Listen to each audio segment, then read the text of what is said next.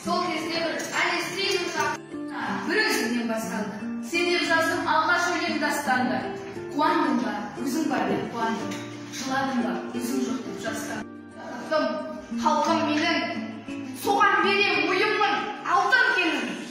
Ол бар болса, мен бармын, қор болмаймын. Есікте ана, есікте бөбек. Бірі тебеледі, бірі тебеледі. Білдің, жас шыбық енді көктеді.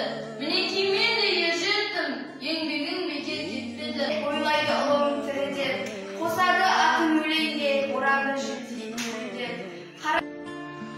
Мен үшін менің анам аяуланам, көрмесем сағынамын, өзіңе бағынамын, ауырма жалынамын, аяулама.